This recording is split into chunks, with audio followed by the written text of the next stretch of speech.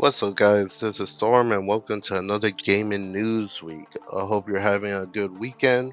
We got a couple of news to go over, so with that being said, let's get on with the news.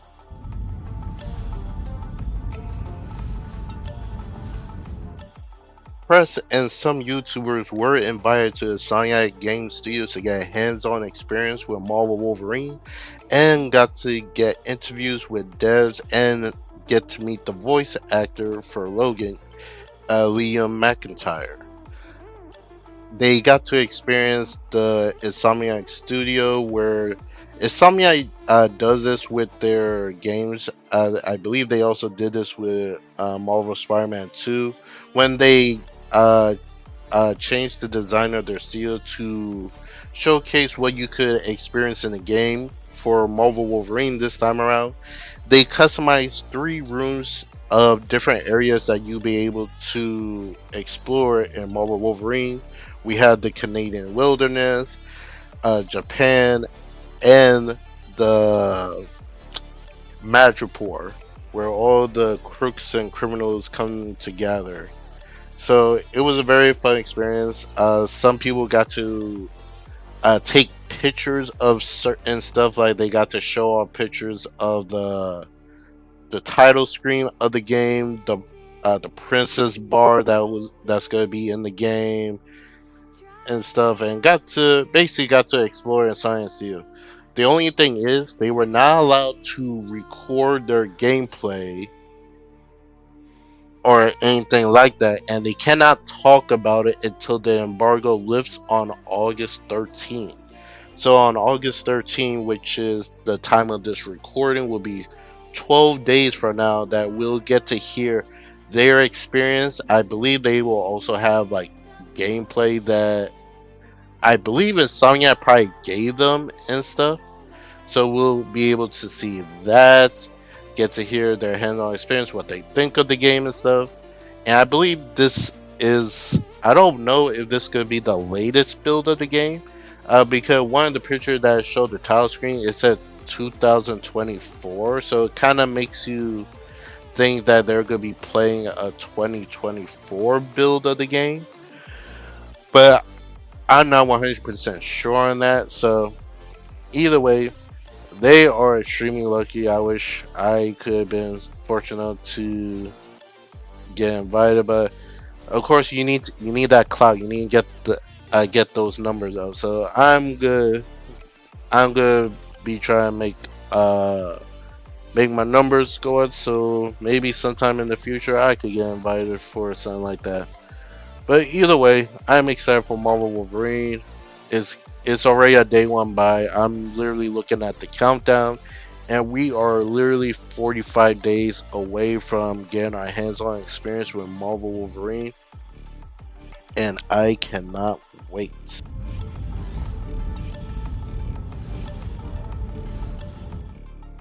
We got a report from Ubisoft has canceled a Far Cry extraction shooter project and are now shifting the team to start making a brand new Far Cry game.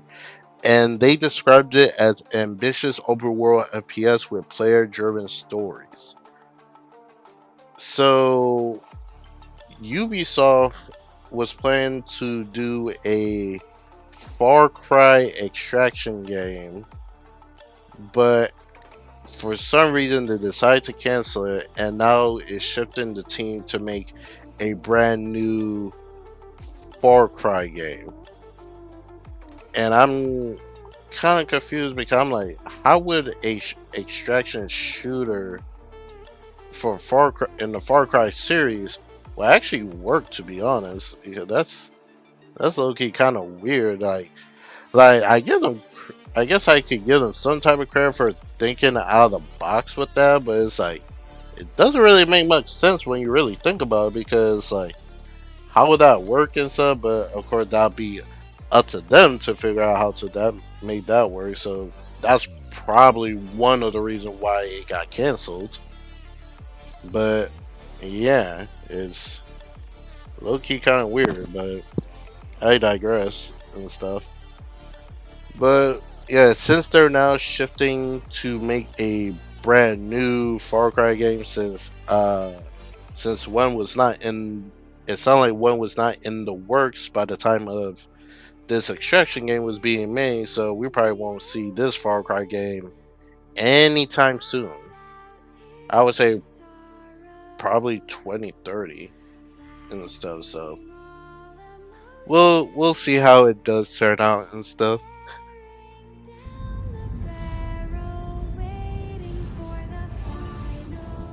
We got an announcement that Nioh 3 Hellrising DLC is coming out on August 19th, and we got some information on the DLC. It says set in the Kion period with a new open world field to explore, features a version of Edo that has been taken over by the Crucible, new Hoko and shield weapon for ninja and samurai style. The trailer also shows a spinning circular blade and a pistol. New guardian spirits, martial arts skills, ninjutsu, and omnio magic. Fight highly customizable battles over and over again with the 100 Demon Realms picture scrolls.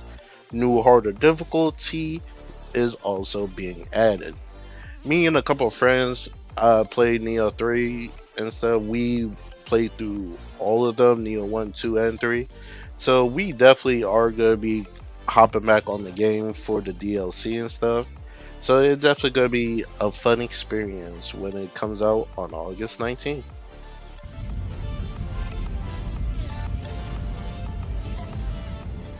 According to Jez Corden from Windows Central, he reports saying that the budget for Fable has skyrocketed more than expected.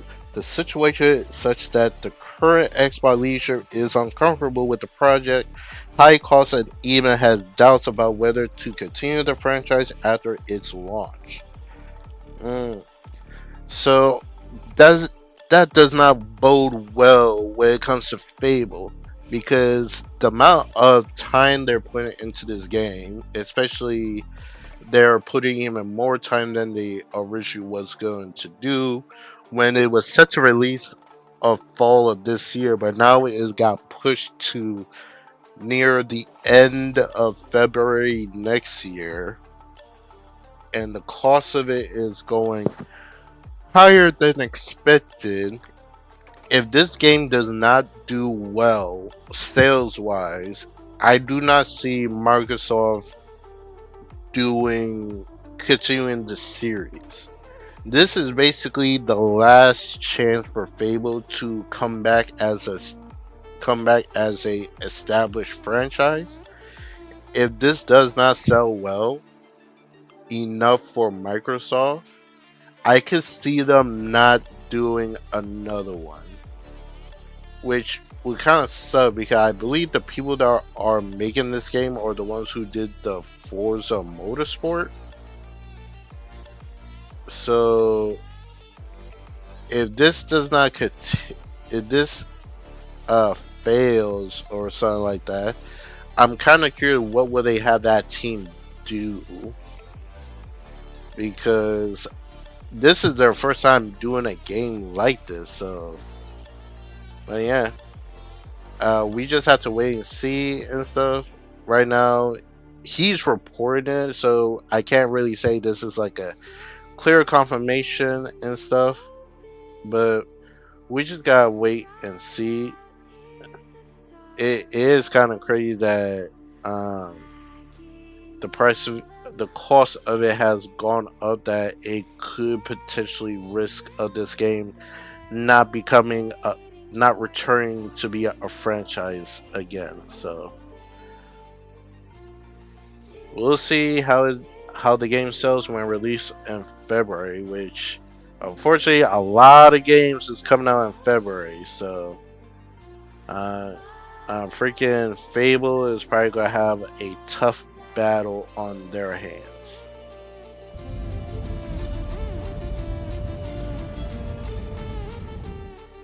PlayStation has revealed the games for the month of August.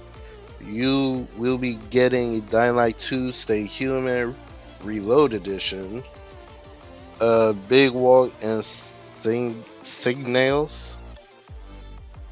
Overall, it's a pretty mid-month and stuff. I have a feeling they probably wanted to get this out because their financial report was coming out soon and stuff. Because I did saw people say like they released these numbers a lot early than a lot early than freaking Sony usually report show out the PlayStation Plus games, but uh, I'm not 100% sure. So those are the games that we're getting for PlayStation Plus. Let me know if you're interested in any of these games.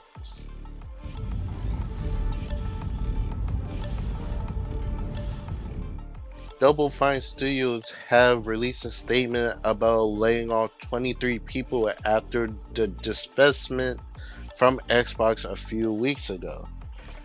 The statement reads as today Double Fine Productions let go of 23 members of our staff. As a small, tightly knit team, these actions are not taken lightly. Only the survival of our studio would ever make us consider such a painful action. Our transactions to becoming an independent company also means becoming the size that we can sustain.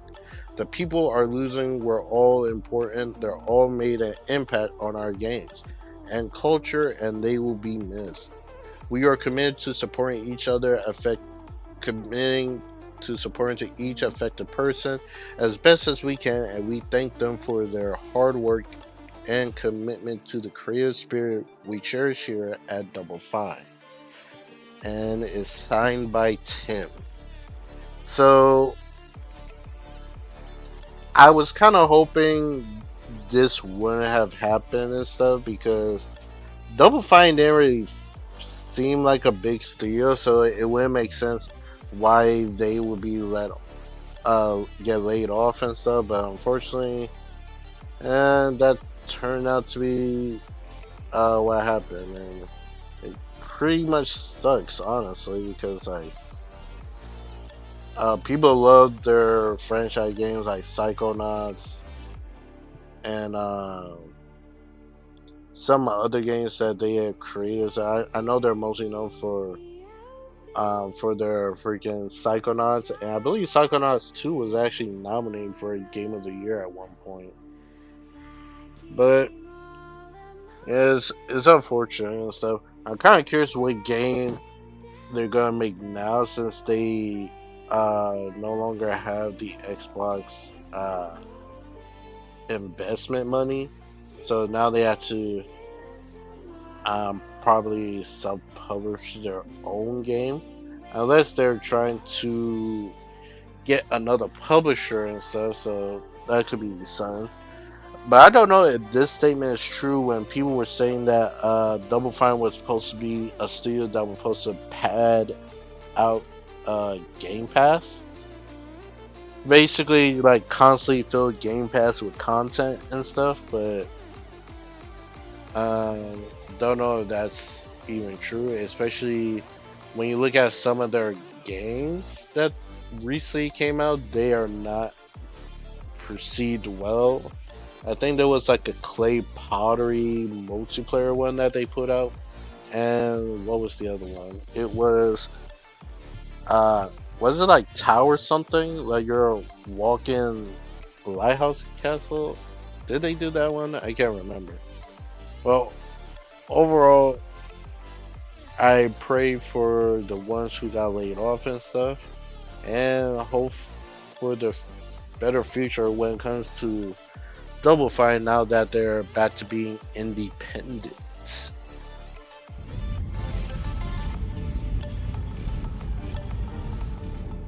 According to a well-known insider, I believe this is coming from Nate the Hage, he said Intergalactic The Heritage Prophet is targeting a 2027 release date.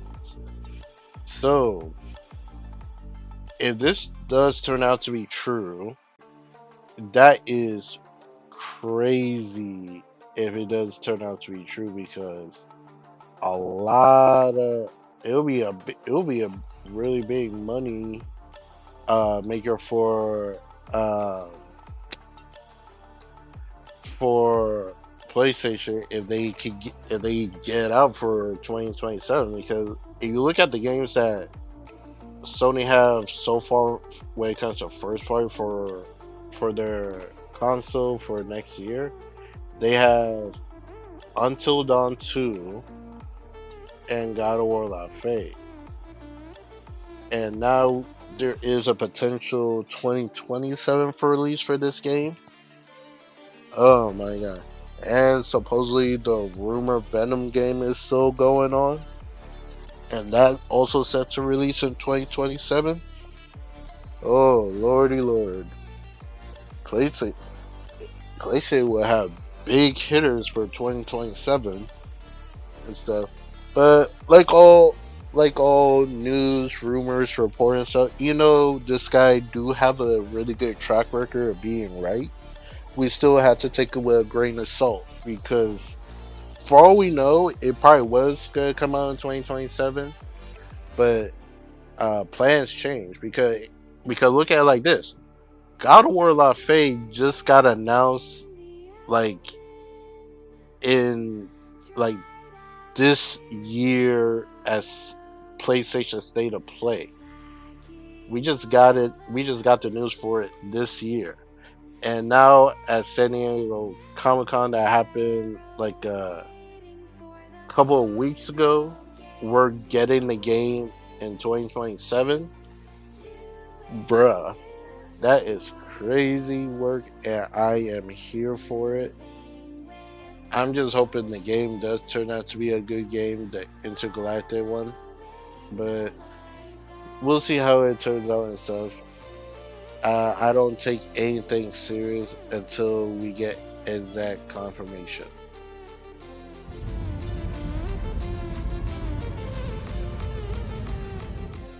We got some details following Silent Hill Townfall, and so far we have the main game is 10 to 14 hours. Completion time varies based on whether you sneak through the fog or face horrors head on. Subsequent playthroughs will be a lot faster. We'll have 5 endings, 3 main endings, 2 secret endings, no A-B choice endings. The 3 main endings can be achieved in your first playthrough. 2 secret endings require New Game Plus playthrough. Okay, very interesting details. Not really much on story wise. This is just information they're giving us about how the game, basically how the game is gonna be and stuff. But in my opinion, what's up with all these games that have multiple endings? Like, I couldn't understand it's for replay value, because you get the curiosity, you want to do it and stuff, but majority of the time people just look it up on YouTube because they don't want to go through the game over and over and over again to unlock all the endings, unless you try and get the platinum. Then that's a different story. If this game trophies is tied to getting the different endings, which most likely will, because that's pretty much like the standard thing when it comes to games that does this and stuff. But I'm just kind of curious, what's up with? I'm just curious with the 5 freaking endings and stuff, and 2 of them you have to wait till New Game Plus. Because I don't think it was ever said that Silent Hill Townfall will launch with New Game Plus when it drops and stuff. So even if you try and get the platinum and stuff, you probably will have to wait until the New Game Plus comes out. So we'll see. The game is set to release in September, I believe, like September 24. So yeah, if you're excited for Silent Hill Townfall, there you go.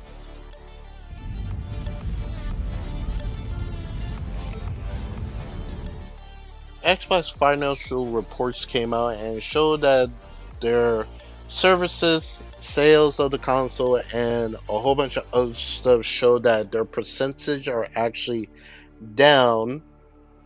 The Microsoft CEO, Satya Nadella, actually came out and made a statement. He said he expects Xbox to return to revenue growth in 2027. We have the best IP in the industry and talented studios around the world, and believe we can bring these trends together and expect to return the business to growth in fiscal 2027. Asha Sharma also pretty much said the same thing, that they believe they will be able to bounce back of this, get their stuff in order, and for the 2027 fiscal reports and stuff. But we gotta wait and see, because them it's easy to talk it, but it is another thing to actually pull it off. Not saying they can't. It just, the stuff that go on with Microsoft, it will be a kind of challenging hill to climb and stuff. But we'll see if they can actually pull it off. Some people believe they can, because Asa Shermer is making the difficult decisions that you would expect, like somebody in Phil Spencer position of power at the time would do and stuff. But yeah, we just gotta wait and see how that turns out. But I am kind of surprised though, because they did have some what uh, the last Forza game came out this year. I kind of would expect that game to get them up on the numbers, but I guess pretty much not and stuff. Especially how Pew was talking about it and stuff. You kind of expect that did gangbusters, but unfortunately, it doesn't look like that to be the case.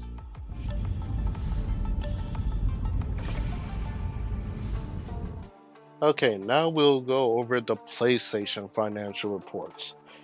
PlayStation has reported PS5 has reached 95.3 million consoles shipped. They did 1.6 million PS5 consoles sold in Q1. That's minus 36% year over year, which is normal at this time, and so especially is due to the PS5 being expensive and stuff. But yeah, it's not really surprising that it's down 36%. Um, the overall sales is 5.8 billion for the quarter. It's is up plus by 0.6%. Essentially flat, impacted by decrease in sales of hardware and third-party games. Operating income and profit increased by 37% thanks to the U.S. tariff refunds. Um, 125 monthly active users, plus 2% year over year. Digital download was ratio was 82%. Negatively impacted by increase in costs, notably investments in next-gen platform development and restructuring costs. They addressed the global memory shortage.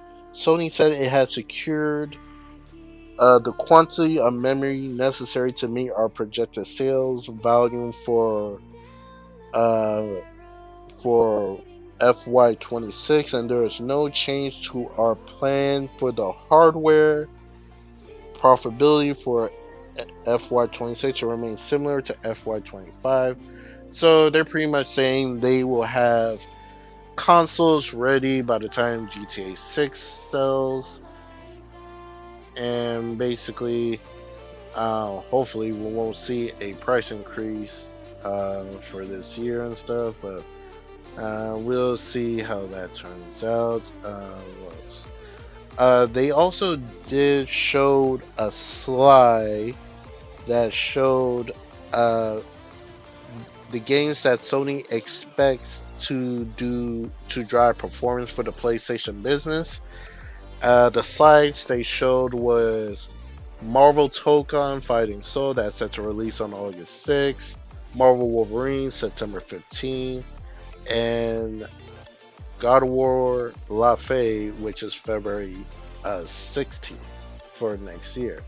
And they did talk about how Marathon and Suros is actually doing pretty well, which is nice to hear and stuff. But the biggest thing that PlayStation talked about for their financial records was they did talk about the whole situation involving the physical games. This is what was said. The Sony CFO Lin Tao said they will not change their plans to end physical disc production and will continuously move forward with the plan. They said there are various reasons we made the decision, the biggest being the digitalization of content overall has been progressing, that the big factor is not just for PlayStation, but for all kinds of content. Digitalization is progressing. And so when we think about the future, we put in a lot of thought and time, and we continuously consider this, and we came to this conclusion. And we're going cautiously moving this forward. I want you to keep that in mind. And to this decision, we have received various opinions, and people have strong views, and we understand that the community has put forth those views to us. Games are loved by many people. It's a form of entertainment that's loved by people and is connected to people's fond memories in many cases. And so we understand those emotions. We want to consider that, and in the future digital ecosystem, how do we engage the gamers is something that we would like to continue to explore. Alright, so it's pretty much, this is something that should have been said when the news first came out, because they're, by the time it looked like they're approaching this cautiously and not doing anything crazy with their decision and stuff, which I'm kind of hoping that they keep doing and stuff. But we'll see what they do and stuff, because people have put out what they should do and stuff. So how they do for digital stuff. But at this point in time, the big push for Sony to turn this around, they're not doing it. So I believe the new argument should be right now is to basically give us more benefit as people who are buying digital games. Like, do stuff better for us, especially when it comes to us. Instead of like renting a game, we get the license even though we bought it digitally. I think that should be the argument right now and stuff, because they're like, a whole bunch of statistics show that, yeah, the physical media is not what it used to be and stuff. But at the same time, we need better benefits for digital users. If this is going to be the future going forward, we need better ways for gamers to get better benefit for digital games overall.